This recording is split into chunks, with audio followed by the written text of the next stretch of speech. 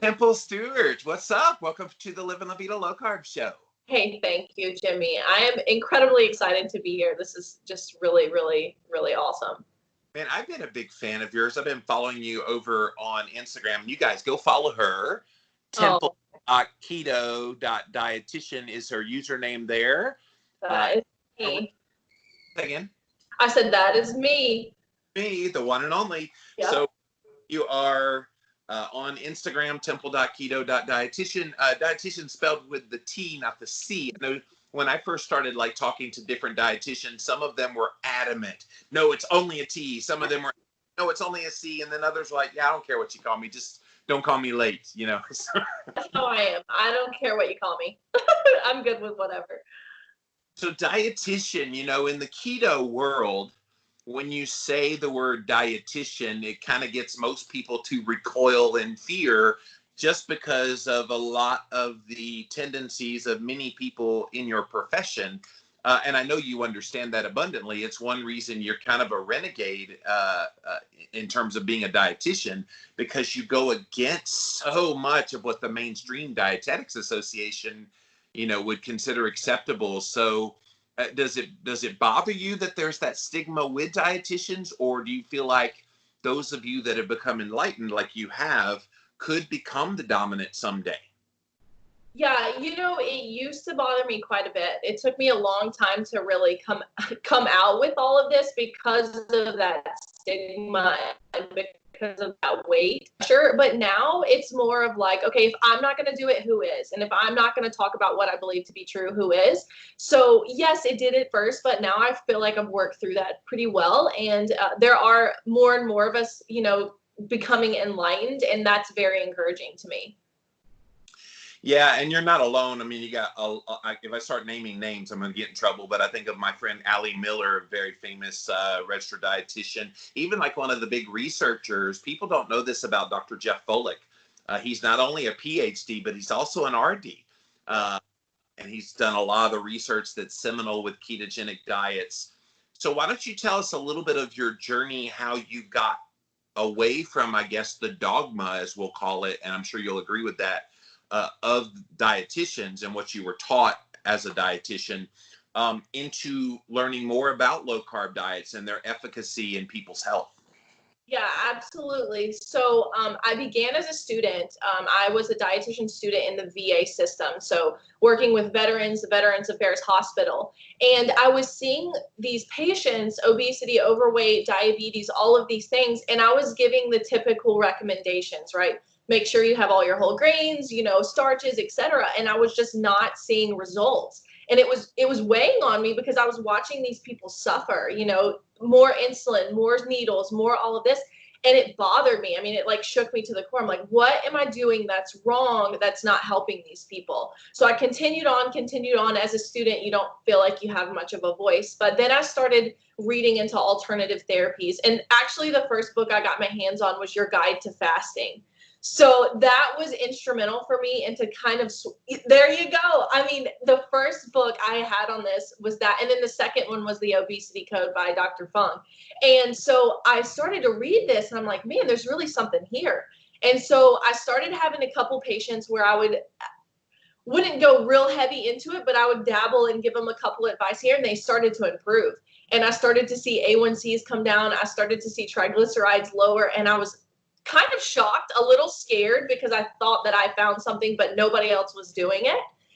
And so that's really what got the fire lit for me was, wow, this is actually working. These people are finding results. They're getting off insulin. They're getting off medication, and it's amazing. And so it took me about a year and a half to start really implying these principles with these patients. But once I started doing that, I started getting just these letters, them telling their doctors how effective this was. And so it really started to blow up.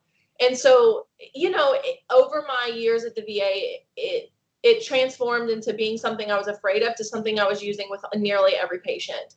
And so that's kind of where it took me there, but it was incredible. And I was seeing life change when I couldn't see that before. So, that's kind of the journey that I went on there.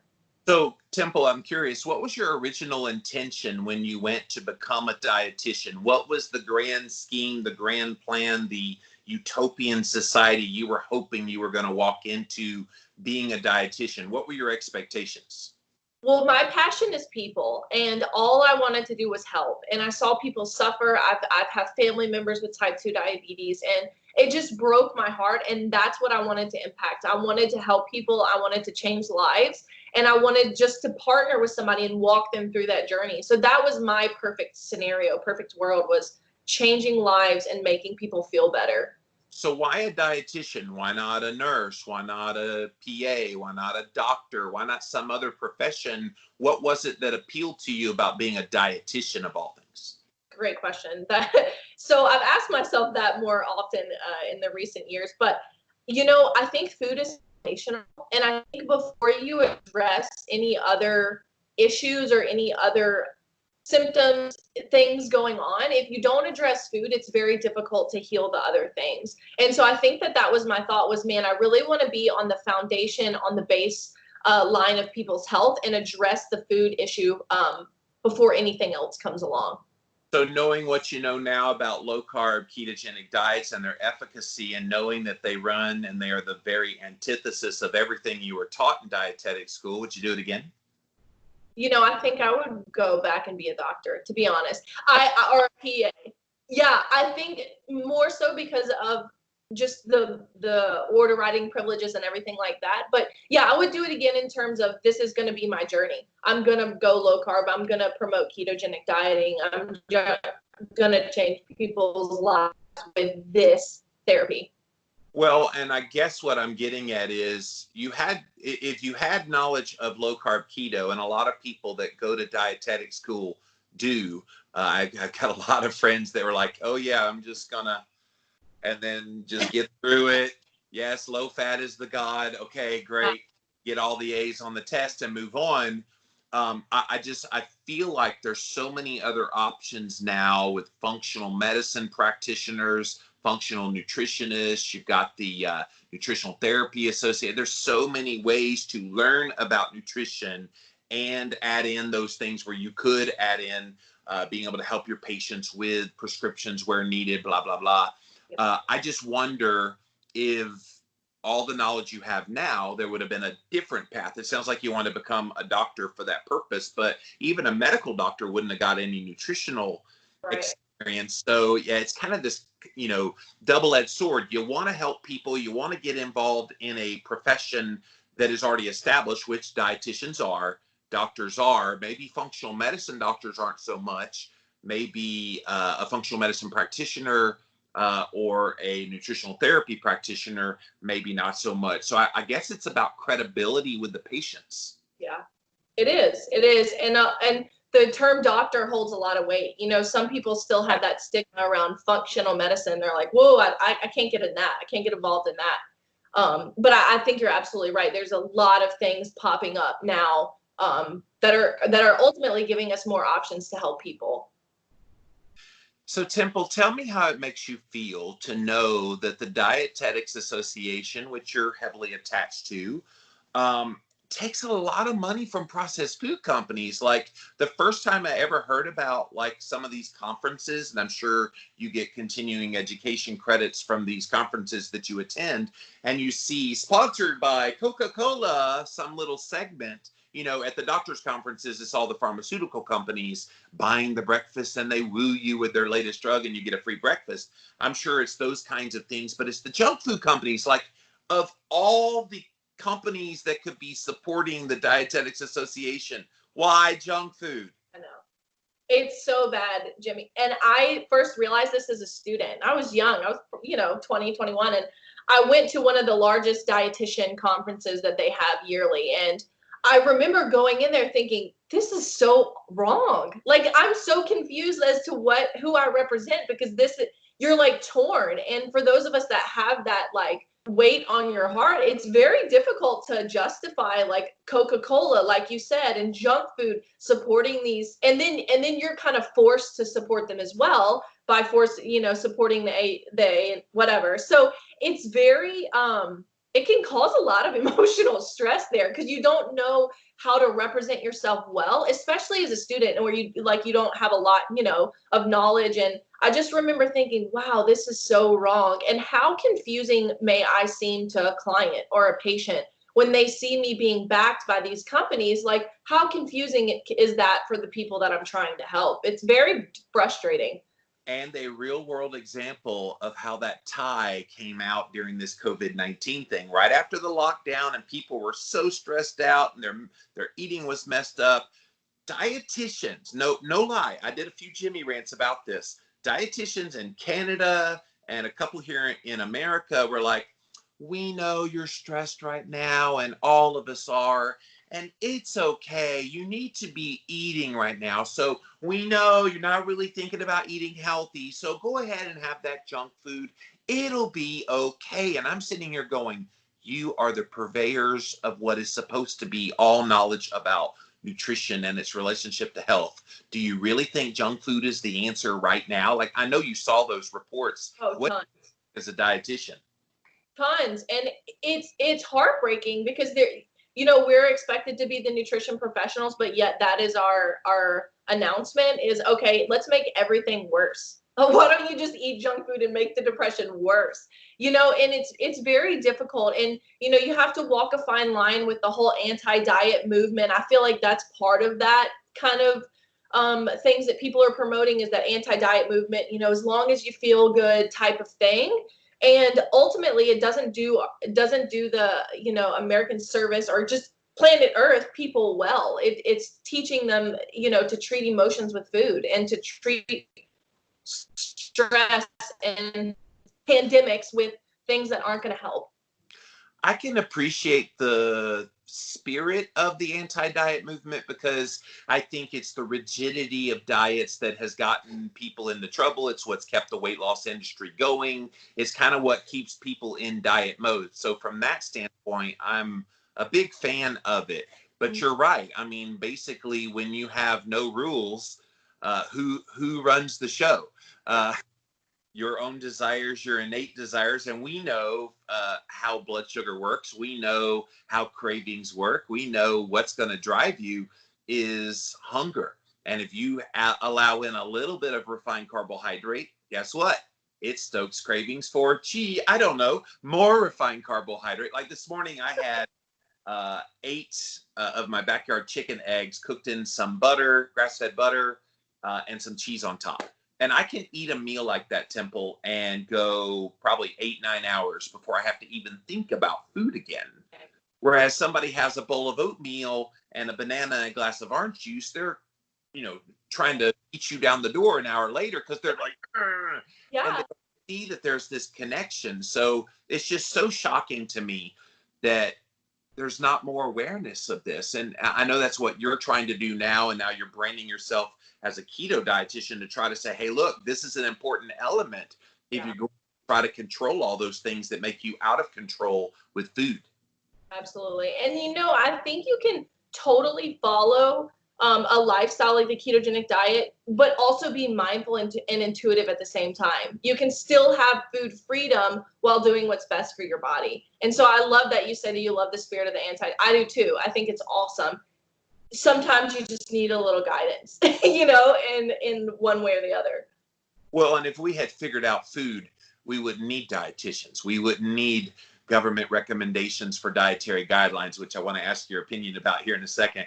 We wouldn't need like all of these like diet books that become popular. I mean, I've written a couple of really popular ones, so I'm not bemoaning that, but it does seem like that it just keeps that ball rolling of we have to find the next great diet, the next great diet, the next great diet, and people never really find what works for them. And at the end of the day, finding what works for you is the goal every individual should be doing. It's not a dietitian to tell you how to eat. It's not a doctor. It's not some health official. It's you. Yep. You're right. You're absolutely right. Well, let's get to those dietary guidelines because they're coming out later this year. Gosh. The dietary guidelines every 5 years here in America. We have a brand new set of dictates about this is supposedly the healthy way to eat. And the interesting way that they spin it now, Temple, is, oh, we never intend for people to eat this way that have some kind of a disease state. So if you've got heart disease or diabetes or obesity or any of the other myriad of chronic diseases out there, Our diet's not meant to treat that. We're talking about generally healthy principles. That's why they ignore all the ketogenic science when they're looking at it and what they're going to recommend. And I'm thinking, okay, if it's good enough for diabetes and heart disease and obesity and all the rest, why isn't it good for the general population to look at all that data? Yeah, it's bad. It's bad. You know, and there's never any guidance on that from a governmental level, right? It's only, oh, general healthy, but they don't talk about the disease state that's ravaging the US. They don't talk about that. They don't give guidelines on that. And so it's kind of left to your own devices to figure out what you're supposed to do. And I think that's where people struggle. And, you know, generally as a population, we do follow the dietary guidelines.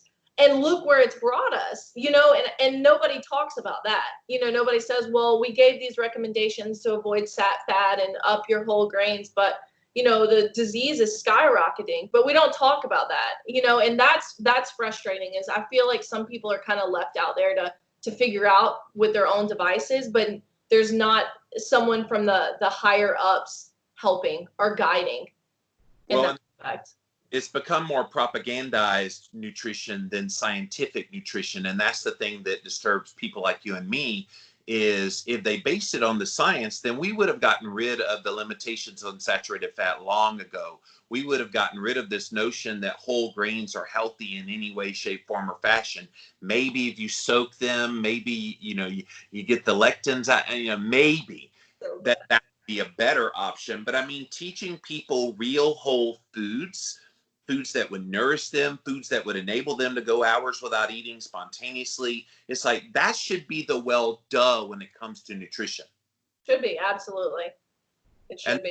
They're nowhere to be found in the dietary guidelines. Nowhere. And you know, the dietary guidelines, what they're based off is terrible studies on fat by Ansel Keys. So it's just this nasty, vicious cycle, and it's hard to combat when you've got it coming at you from every side.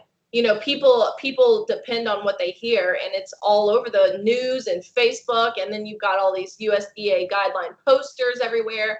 And so it's, you know, you're kind of swimming upstream trying to help people. Well, the problem is once they're codified, and they are every 5 years, then guess what happens? They influence school lunches, they influence commissary bases, they influence like people that are on WIC, all of these things. And then it trickles down to doctor's office as well. The USDA's dietary guidelines say, oh, go see the dietitian, and then you go see the dietitian, and they parrot all of, well, the official vetted out science from the USDA. And that's the thing. It's the illusion that it's based on all these experts that have looked voraciously at all the science, and it's simply not true. No, it's not at all. And, you know, I can remember being taught the guidelines in college of like, okay, this is what you're going to teach people. And I can remember just thinking, man, this is very, very general. And for, you know, I can remember having patients, and I would draw my own plate, you know, and I'm thinking like, why do I have to do this? Why is this happening? But you're absolutely right. It gets promoted, and it goes to medical offices, and that's where people get so lost. And then it doesn't budge for 5 years. That's the thing too. I remember I testified before that committee in 2010. I wrote about it in the introduction of my book, Keto Clarity, that story where it was all these industry people kind of reading from statements. They gave you 3 minutes in front of this very bored committee. They were just like doodling on a piece of paper. And most of the people were reading and da-da-da-da-da. And then I'm one of two like average everyday people that decides to get up there and give a testimony. And I'm like, you know, I did the opposite of everything you said to do, and I got healthy.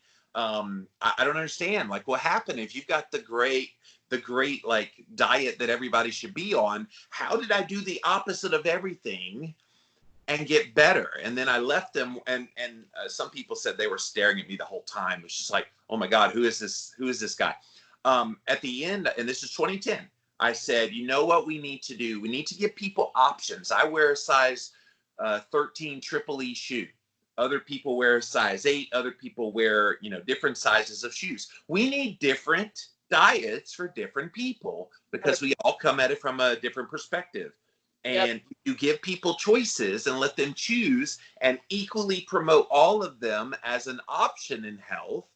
then how beautiful would that be? And since then, I've refined that and say, hey, we need a keto wing, we need a vegetarian vegan wing, we need a Mediterranean diet. Pick your poison of which one sounds the best to you. And don't vilify any. Stop vilifying saturated fat if somebody chooses to eat that way. And give people those options. I just don't understand how in 2020, with so much science, they can't figure out we need to customize it, individualize it to the individual. Yeah, I don't get it. I definitely don't get it. And then you kind of throw in, well, I wonder if they have ulterior motives. You know, I wonder if are they, you know, getting paid off by prescriptions, or what's the, you know, that's a whole nother rabbit trail. Another inside track on this one. Over half of the Dietary Guidelines Advisory Committee members, hold on to your hats, people. Over half of them are a part of this organization that was formed as a front group. They're one of these like medical type of groups, you know, the PCRM, the different ones that are set up to have a bunch of medical doctors and they have an agenda. This one created by the Coca-Cola company. So all of its funding for all these people that are over half of them are on the Dietary Guidelines Committee this year, Temple. And it was shocking. I was like, no wonder they're not going to come out hard against sugar. They've got the biggest sugar manufacturer in the world. You know, and that's so sad because the average person isn't going to dig like you and I have went into this. They're not. And it's just like a mask. And it's very disheartening when you you see stuff like that and you hear stuff like that. It's like, come on, people, what do we expect? I don't know. And that particular organization, by the way, in case you're wondering, did they just come? No, they were there from the very beginning. It was created in 1980, the first year that the Dietary Guidelines. So they had this set up from the start, Temple. And again, like you said, people don't know this. They just trust and assume, well, they have our best interests in mind. They're the leading experts. We've been told they are, and nobody digs deeper. I think people are opening their eyes a little more now because of the work like people like us are doing. But man, it feels like it's this uphill battle of something that I've been talking about 15 plus years in my work, and probably will be talking about for the rest of my life. I hope not. Yeah, you're right. I think it's a uphill battle, but people are opening their eyes. I believe that. And you know, at first when I went, kind of branded myself as a ketogenic dietitian, I was very nervous because you've seen it, the hate you can get of going against the grain, and it really made me nervous. But the support that I got a little hate, so what? But the more people came out in support, like, wow, Temple, thanks for speaking up for us, because we would have never known about this stuff. And that's what kind of gets me going, and that's what makes me more passionate about getting the message out. Well, I have long hoped for a paradigm shift to happen in our culture that would get people to wake up. And if COVID-19 hasn't been that this year, I don't know what's going to wake people up, especially with all that we know about the ravages of that disease. Once it hits someone, it's hitting people that are the most metabolically unhealthy. And so it's paramount that people get metabolically healthy.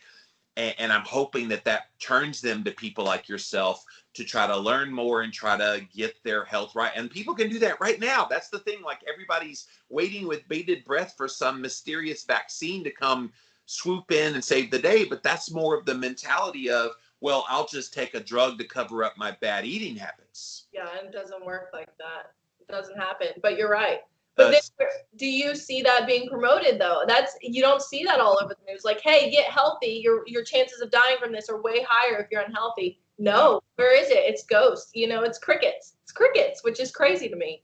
Well, and the funny thing is, it wouldn't take long. Like, metabolically, you can heal your body and get your immune system boosted and do all these great things with just like 4 to 6 weeks of real food eating, trying to keep the carbs, especially the processed ones, down low, eating healthy fats, eating nutrient-dense foods, getting out in the sun, sleeping well, getting a little bit of movement, like all the things. In about 4 to 6 weeks, you could do a profound turnaround regardless of where you are right now. Yep. You absolutely could. But that's too hard that's too difficult. And it's not sexy. Yeah, it's not sexy. They're not going to put that on the news, you know, and it's incredibly frustrating. Dying from COVID-19 is hard too.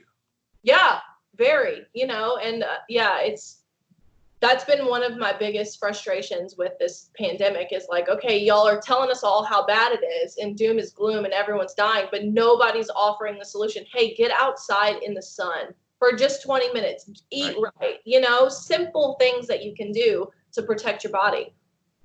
Yeah.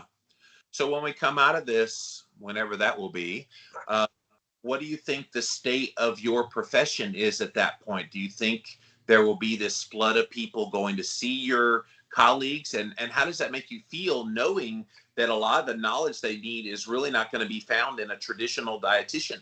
Yeah. Well, it's already happening. So I've already been contacted by many people through Instagram asking, hey, the coronavirus has really kind of shook me. I want to get healthy. How do I do it? And so I think that they're going to flood in. My fear is that there's not enough of us giving the right information. And so I'm going to try to be the loudest voice. I'm going to help you here. But it is happening. People are very fearful of this, especially the older population that are metabolically unhealthy. Those are the ones that I've seen the most of. So like I said, I'm going to try to be the loudest voice. Well, and that's great. And I think we need voices like yours and Allie Miller and all the rest out there that I just insulted by not saying their names. But yeah, I mean, because people came into this pandemic with issues like PCOS and Hashimoto's and a lot of kind of the things that you help your clients with all the time, weight loss.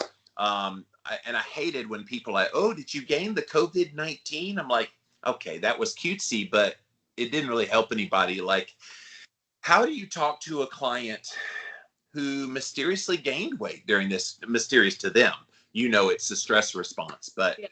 Oh, I've been eating so good and I'm just frustrated. I'm gaining weight. So if I'm going to gain weight doing nothing different, I might as well eat junk food. How do you change the minds of someone like that? Because the frustration is real. Yeah, no, absolutely. And I think the first step is acknowledging that there's nothing you're going to do about the last 3 months that happened. Worrying, feeling shameful, guilt, that's not going to change your scenario. So I try to give them a roadmap and, hey, this is where you can be. This is what we can fix. And, not all is doom and gloom. I try to shift the mindset from a negative one to a positive one, even if it's just little things, getting in the sun, whatever. But it's difficult when they have so many negative messages being thrown at them or so many people being, flippant about the COVID-19. Like, that's a big deal. And a lot of people gain that weight. But harping on it and feeling guilty and shameful, that's not going to change it. So it's kind of like, okay, let's shift it and let's move forward versus looking at what we've, come from. I got to tell you, Temple, I'm seriously concerned about the mental health collectively of our country, or really of the world right now, coming out the other end of this. Because, unlike any time in my life, I'm 48 years old, I have never seen anything like what we're going through right now. And I'm a pretty good mentally resilient person because of the childhood trauma and some other things I've gone through in my own life. It's made me more mentally resilient. I'm struggling too. I'm like, oh my God, why is this hard? Why is this hard on me? Like, I'm the one that bounces back and can stay happy on video. And it's been tough. And I'm sure that's going to impact foods people eat and looking for ways to deal with it. Like, this has got to be something that's even burdening you now. How do you help these people? Because it's almost as if you need a mental health dietitian. Yeah, absolutely. And it's been hard on me as well. I've been stuck at home with, I don't want to say stuck at home because that sounds terrible. I've been at home with our kids and my husband, and we're like you, very resilient, very mentally tough, but it has been challenging. And I can't even imagine what it's like if you're home alone or you don't have those, people that at least, as much as they get on your nerves, they're still there. So, I think as the correlation between diet and mental health is huge. So, and that's another layer of the cake that we've just slapped on. So yeah, it's very, it's going to be different. It's going to be different. These are unprecedented times that we live in. I don't necessarily think a lot of it's going to go away considering we're in an election year and, there's still tensions. And so I think mental health dietitians are needed. I think mental health people are needed. Did you say layer of the cake? Oh, come on, dietitian. You can come up with a better one than that. Marbling of the fat or the steak. Marbling of the fat. Go. That's so funny. Well, I'm gonna call you out. Oh no, it's okay. So, I mean, this has got to be like the heartbeat of everything you do now is just because you told me a while ago the thing that got you to be a dietitian. I've got a million thoughts in my head. I'm trying to say them all at the same time. It doesn't work. Is to help people, and people are hurting, and people are struggling, and people really don't know what to do. Where do you see the diet industry going next? Because we've seen these trends come and go. I've been in it since the Atkins diet days. Primal Paleo came through, and Whole30, and then you had kind of the keto movement came on, and then now carnivore, and kind of a vegan vegetarian undertone through all of that. Where do you see it going? Oh, good question. I don't know. I like to think that it's going to go more whole foodish. I have seen the vegan trend go, and I think that that's not over yet. I think that that's still going to continue going. But I don't know. I've seen more and more people get onto the lower carb and the ketogenic type of train, and I like that, but honestly I have no idea. I haven't been in it quite as long as you have, so I don't know the ups and downs and flows, but I would like to hope that it's a whole food approach. Can I tell you that as much as people bellyache about nothing ever changes, oh yeah, I've been at this 15 plus years. I've actually seen profound changes. 15 years ago, Temple, if you would have told me that people would have been seeing carbohydrate restriction as somewhat of a normal thing to do, today everybody, oh yeah, eat low carb. Yeah, low carb, of course. 15 years ago, that was like cussing out your grandma. It was so sacrilege. Which is crazy, Where do you think it's going to go? Yeah, I agree with you. I think a real whole foods approach, I don't think it's the vegan vegetarian. They've always basically had an underbelly of, 3 to 4% maybe of the population doing one at any given time. So I don't think that's going anywhere. I just think they're very well funded by people that have a lot of money that can keep them afloat and keep making documentary films every 3 years on Netflix. That's what keeps them going. Yeah. I think people have become a little bit wiser, and they're realizing now some of the games that were played all under the guise of health, of stripping fat out of foods and adding in sugar, and then they got caught doing that and got caught making a lot of money. I think we're headed towards the revolution of real food, and where people actually embrace it. Now, you're always going to have people, I'm going to eat my junk food till I die. Okay, you're going to die quicker than me. But I think the rest of the people that actually care about their health and want to do something, they're going to open their eyes. It's why farmers markets are growing in popularity. It's why grocery stores are losing sales. It's why I think food manufacturers that make junk food, they've seen a decline, COVID-19 notwithstanding. We were seeing declines in junk food sales before COVID-19 came. So I think we've seen positive signs in our culture that people are rejecting the fake food and starting to embrace more real food. And I think that can only intensify. Definitely after the pandemic, it'll intensify even more. That's good. Good news. I like that. I think so. Of course, I'm an internal optimist as well. I hear that. No, that's good. I mean, I've been banging this drum for 15 years, and I have no intention of slowing down anytime soon. But at some point, when you repeat a message over and over and over again, you kind of want to see change happen. And I think we need to celebrate things like the American Diabetes Association now has a recommendation of low-carb diets that they've never had before. And the only reason that happened, by the way, was the new president of the ADA is a type 2 diabetic who uses low-carb diets. So she came in and was like, guys, this is easy. Let's just recommend it. It works. I'm living proof. And so she was the head, and she's like, we're going to do this. We need more of that kind of thing to happen at the AHA, the American Heart Association. Yep. We need that to happen at the USDA. One of those panelists on the USDA Dietary Guidelines needs to be a low carber. I've tried to push people like Eric Westman, Jeff Folek, Steve Finney, any of these guys to get on that panel, and they're just as adept at it as just about any of those experts they have on there now. Yeah, absolutely. Yeah, so I mean, we're at this cusp, I think, of real change happening. And I'm really happy to see people like you out there kind of championing the cause. I did see from your Instagram page, and again, temple.keto.dietitian, go check her out, that you are faith-filled weight loss. So you're Christian, obviously, with that terminology. Yeah. How does that play a role when you're helping your clients? Yeah, that's a great question. My husband's a pastor, and I debated a lot whether I wanted to have that. And, it helps because I believe that that's absolutely an aspect of health, spiritual, mental, it kind of goes in the same thing. So, one, I've always prayed for my clients. I've always kept them in mind. I've always, praying for protection and whatever else over them. So I think that just spirit-led type of counseling and nutrition information, I think that it just helps people feel at ease. I hope that it helps them feel comfortable with me.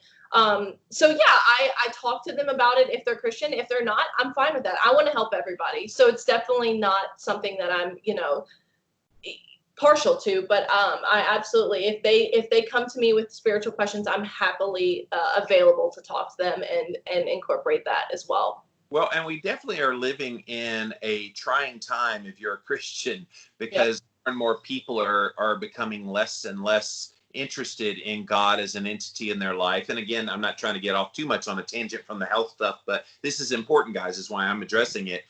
It just feels like God is trying to be stripped from our culture, and people are like, well, that has nothing to do with health. No, it has everything to do with health. Some of the stress people deal with is because they don't have a release through prayer to an entity that is sovereign over their life. I mean, that plays a role in your health. Yeah, absolutely. Yeah, I think it's huge. And I think you can have the whole component. You can be physically fit, you can eat well, you can have all these things, but if you're missing a component of health, you're still going to suffer. And so I think that that's important to understand. And a lot of people are grasping at straws, especially when you talk about us just walking through a pandemic and racial tensions. People are looking for hope. And, and that's what I hope to deliver is, hey, there's an answer, there's hope. And I think that can fill a void and fill what people need. They need hope. Oh, absolutely. All right. I'm very curious now, because this is kind of debatable out there, especially in the keto world. You've got a segment of people that say that there's good foods and there's bad foods. And then there's other people that say, no, it's food, and you make the choice between those foods. There is no judgment call value placed on that food. Where does Temple stand on are there good foods, bad foods on keto? Oh, my dietitian heart would say, no, everything's okay. There are foods and there are bad foods. There are foods that are going to blatantly take you down a path you do not want to be down. And there are foods that, I don't want to say it's science, but there are foods that have a poor effect on the body. So I'm there's good foods and there's bad foods. Now, to get into which ones are which, that's a whole nother conversation. But I think foods, if they hurt or harm your body in some way, I'm not going to consider that a good food. Health promoting versus health robbing. There you go. That's exactly. I know there's some people that they're just like, well,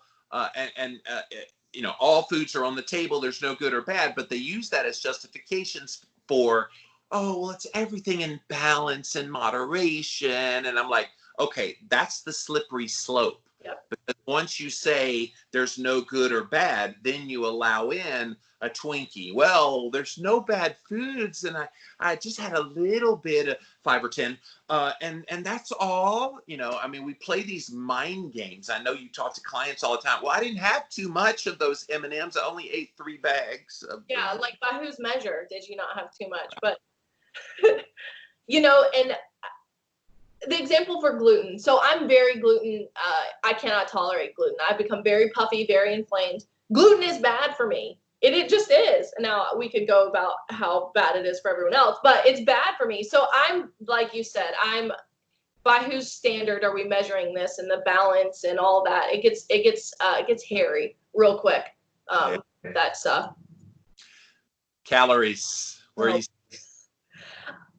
I think our science is, I have to be careful with what I say.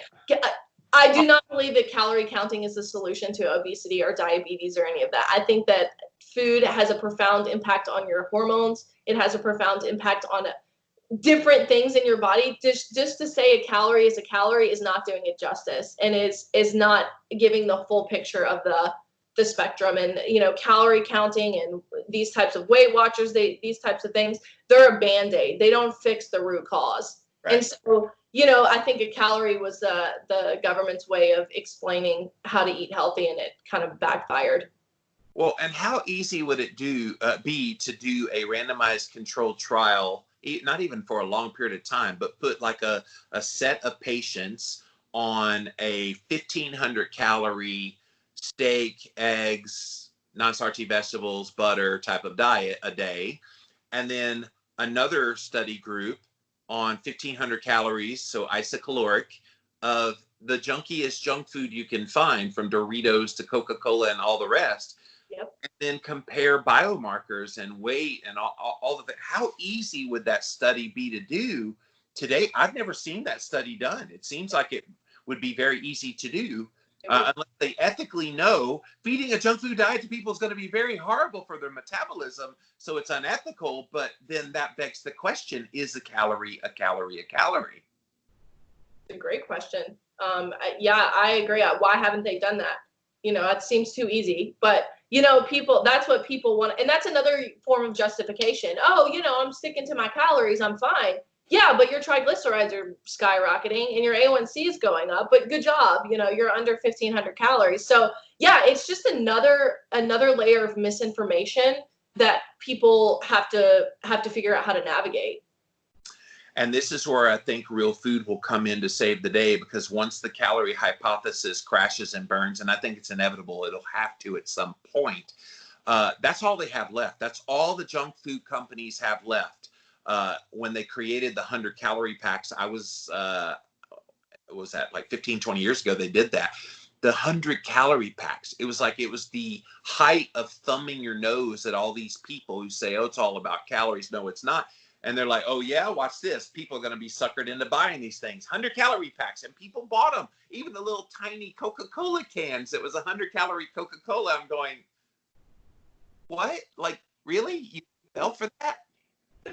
Yeah, they did. They still do, and I still have conversations with colleagues about calories and why a lot of people come to me very fearful of calories. And when you're transitioning someone on a ketogenic diet, I don't usually talk about calories. Usually it's hard for them to overeat if they're eating real food. And a lot of people pump the brakes and they're like, but Temple, don't I have to stay under, 1,300, 1,400 calories? I'm like, no, you're missing the point. It's hard to, yeah, it's just it's a sticky situation in calories. How do you have the conversation with clients about testing your blood sugar? Because a lot of them probably balk, and I get this all the time when I wear a CGM on my arm, continuous glucose monitor. People would be like, oh, you must be type 2 diabetic. I'm like, no. Like, people have this stigma in their mind that the only people, testing their blood sugar or taking some fancy device like my breath meter for doing ketones. Oh, you must be ill in some way. And I'm like, no, I'm doing this so I don't become ill. Exactly. Yeah, I tell my clients, you need to test your blood sugar, especially if I'm having a hard time convincing them what's happening to their blood sugar. I'm like, okay, don't believe me, that's fine.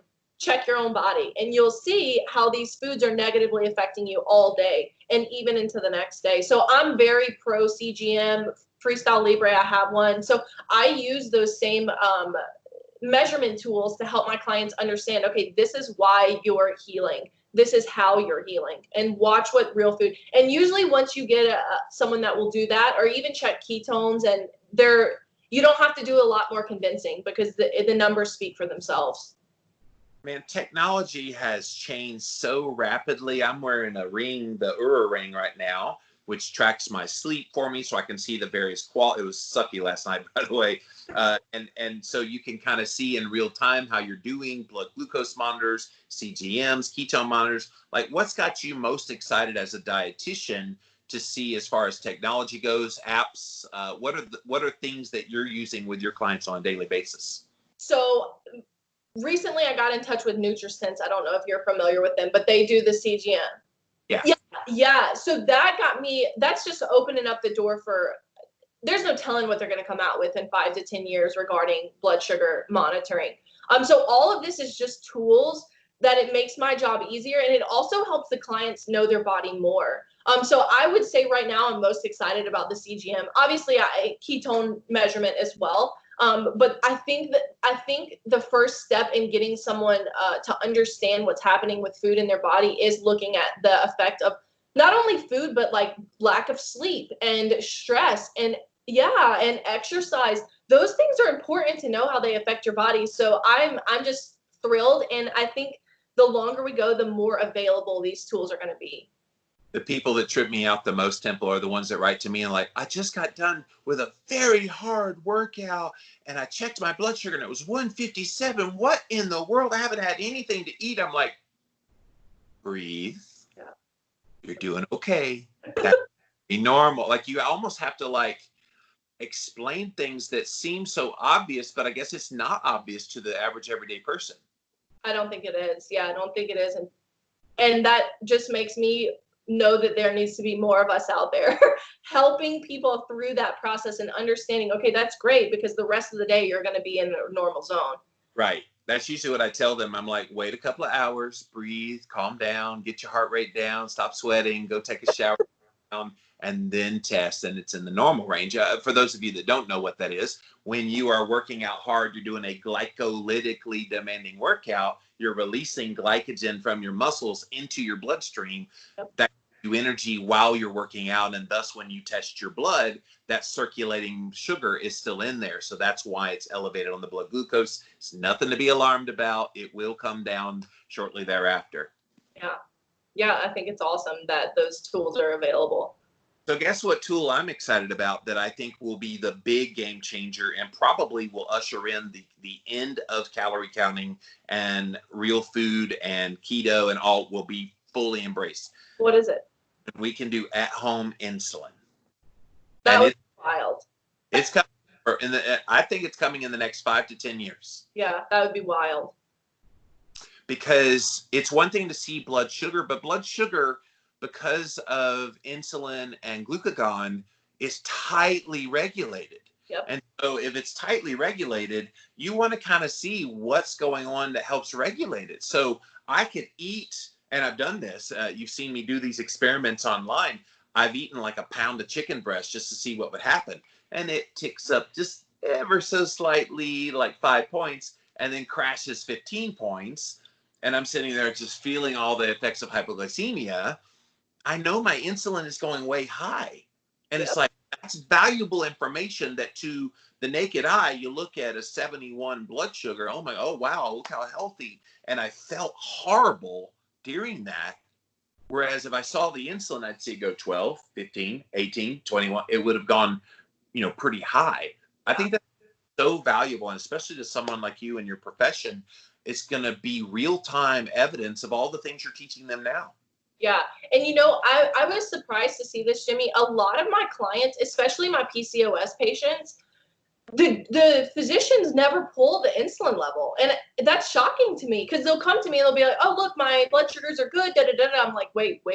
You got to go back. Because you're absolutely right. There's a whole nother layer that we've got to look at. Yeah, hyperinsulinemia is probably the most underlooked at thing by the medical profession. I actually had to fire my doctor, 3 years ago, Temple.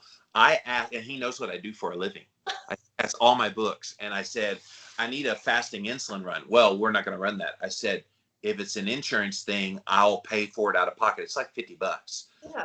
I'll pay for it out of pocket. Nope, we won't run it. I'm like, I want it run. Please run my insulin. He wouldn't do it. And I'm like, okay, I guess I'm not going to have you as my doctor anymore. And I left the office and haven't been back. Now, thankfully, I have a lot of doctor friends that I can contact, and I know how to run my own tests. This is the other thing that's kind of new as well. A lot of online places, except for about 3 or 4 states which don't allow it, will let you run your own tests, like Any Lab Test Now, privatemdlabs.com. There's a bunch of websites out there that let you run your own blood tests. Of course, it's all out of pocket, although they have just started let people use their health savings account money on that. And so It's a shame because fasting insulin's a big one. Even like things like HSCRP for inflammation, like basic, easy tests to run, and these doctors are refusing. To what end? Yeah, it's wild. I know, it's wild. But I do love that you mentioned the any test now and those types of things that you can get if you can afford it, and that's hard for a lot of people. And some of my clients are like, man, I want to spend money on you. I can't spend money on the labs too. But you're right. I think that that's becoming more available, and it's crucial. And the fact that somebody wouldn't run that is very concerning in terms of like, well, why not? What does it affect you at all? Like, I want to know this information. But I'm glad that it's changing. It seems like there's some more options, at least if you get turned down. Well, and I think that's why mainstream doctors are being turned away from, and that's why they're seeking out functional medicine practitioners. My co-host on my other podcast, Real Talk, is Dr. Will Cole. He actually had to figure out a way to scale his business. He was getting so many new people coming into the fold, and I'm like, wow, like that's like frontline evidence that this is shifting pretty quick. I think people are realizing the gig is up with mainstream medical doctors not really giving patients, all the advice they need. I wonder if the same kind of thing is going to happen in the dietetics world, where people are going to realize, oh my God, they keep parroting this same stuff that I know doesn't work. Who do I go to now? And so where do you think they'll go? I hope to people like me, but you're right. Like it's sad that, I realized that as a student that this doesn't work, and I was young, 20, 21, like I said, and I realized, man, why am I going to continue? What is that quote that it says, if you continue to do the same thing over and over again? I don't know. You know what I'm saying? But that's how I felt. I was like, nobody's getting better. Why am I going to continue to push this narrative if it doesn't work? And so I hope that people in my profession start to see that open up. But I think people, if it's not given to them, they're going to start looking. And I think they already are starting to look. And they're going to find people like you and Dr. Fung and Dr. Stephen Finney at Verta Health and all those places that are just, here's your alternative. Yeah, the definition of insanity is doing the same thing over and over again, expecting a different result. I think that was that Einstein that said that? It was somebody really smart said that. But yeah, it's true. We've been insane with diet and health stuff pretty much my whole life. So. Yeah, it's so true. Wow. Well, you're definitely doing your role out there to help people. And I'm always happy to amplify voices of people that I think are doing some incredible work. And yeah, you're definitely one of those people. I'm trying to pull your page up and my phone screen just froze. It froze. Like, I don't like you like every post I do on Instagram, so it should be easy to pull it up. But Temple.keto.dietitian is her username over there on Instagram. You don't have a website or anything, do you? No, Instagram is where I get everything done. And then you give a free 30-minute discovery call. So if people like what they've seen from you here today, definitely reach out to her. You guys, I have talked to you off the air many a times, and you're a delight to talk to. I know people would love that. And yeah, on your link tree, you got all kind of links there, especially if you have an autoimmune type of condition like Hashimoto's or some semblance of an insulin resistance issue like PCOS. Definitely go see Temple, you guys. And she's one of the good ones out there, the proud keto dietitians. And I'm very appreciative that you were here today on the Live and La Vida Low Carb Show. Yeah, and I've told you this before, Jimmy, you were instrumental in my decision to break free from conventional medicine. So I am so grateful for you, and this has been an honor, and I'm absolutely excited to have your friendship, and I just can't wait to see you and talk to you in the future.